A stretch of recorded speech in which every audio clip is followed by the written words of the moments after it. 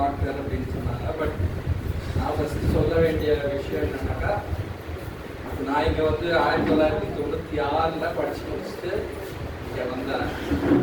ஆனால் எங்கள் அப்பாவை பற்றி நிறைய பேருக்கு தெரிஞ்சிருக்கோம். டிஐடியில் ஓகே. ஏன்னா அவங்க வந்து எங்கள் அப்பா வந்து நிறைய பேருக்கு வேலை வாங்கி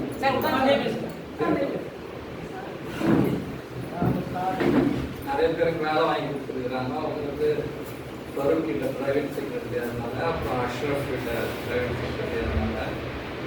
ஸோ நிறைய பேருக்கு எனக்கு தெரிஞ்சு வந்து கேட்குறவங்களுக்குலாம் வேலை கொடுத்துருக்குறாங்க, செஞ்சுருக்குறாங்க.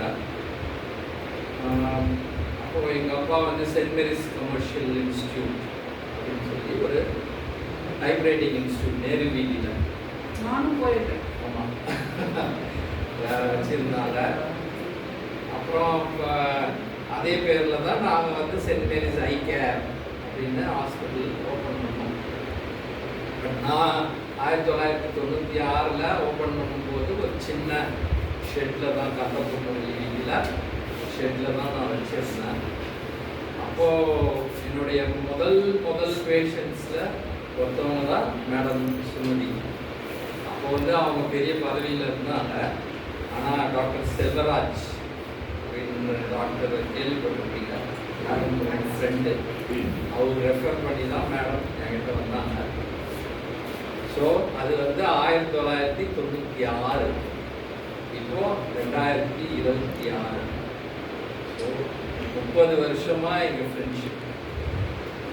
ஸோ அதை வந்து எங்கள் ஃப்ரெண்ட்ஷிப்பை வந்து நான் எப்படி வேல்யூ பண்ணுறேன், எவ்வளோ அதுக்கு மரியாதை கொடுக்குறேன், அவங்க எனக்கு எவ்வளோ மரியாதை கொடுக்குறாங்க, எங்கள் ஃப்ரெண்ட்ஷிப்பை எப்படி பேணி பாதுகாக்கிறாங்கன்றது வந்து வியக்கத்தக்கது.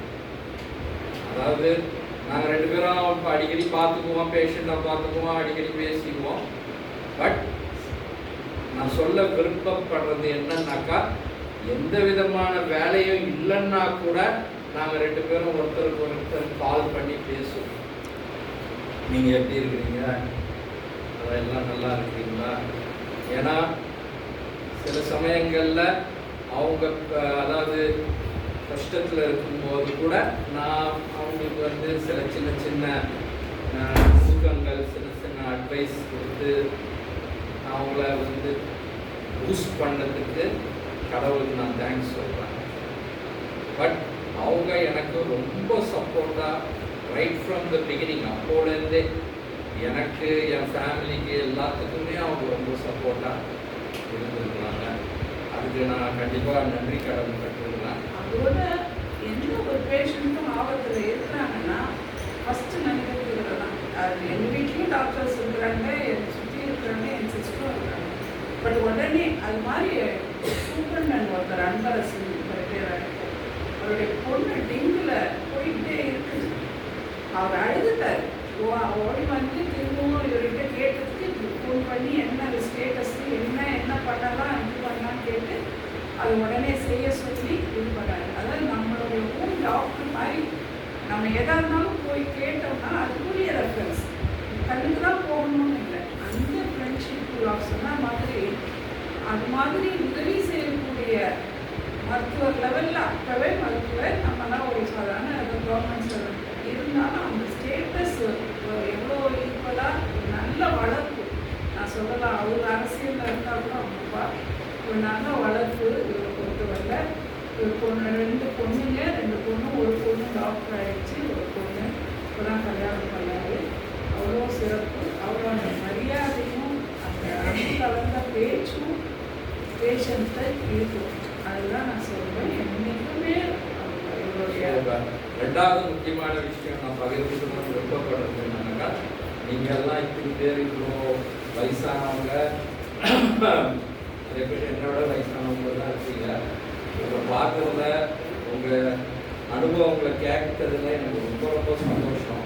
இதில் முக்கியமான விஷயம் அப்படி என்னன்னு பார்த்தீங்கன்னாக்கா, நம்மக்கிட்ட நிறைய இருக்கலாம், இல்லை இல்லாமலும் போகலாம்.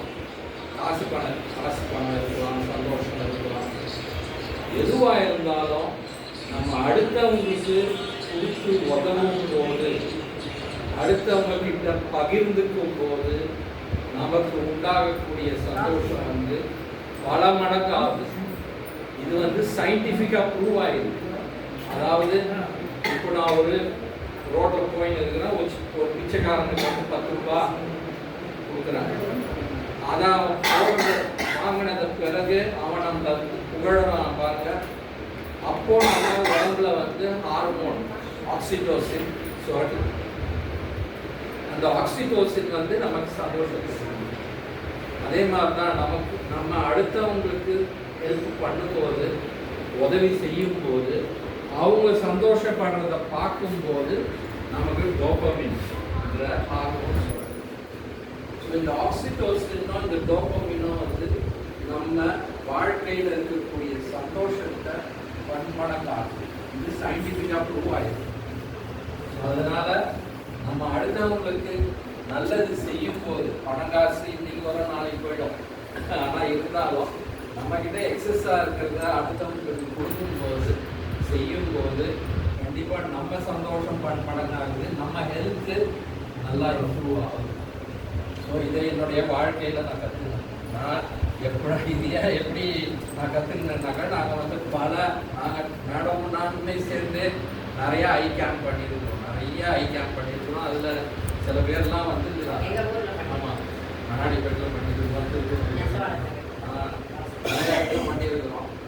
அப்போ அந்த கேம்ப் நடத்தும் போது அந்த பேஷண்ட்டுகளுக்கு நம்ம வந்து ஃப்ரீயாக கண்ணாடி கொடுக்கும்போது, ஃப்ரீயாக ஆப்ரேஷன் பண்ணும்போது, அதுவும் கண்ணே தெரியாமல் இருக்கிற பேஷண்ட், சில பேர் வந்து குறை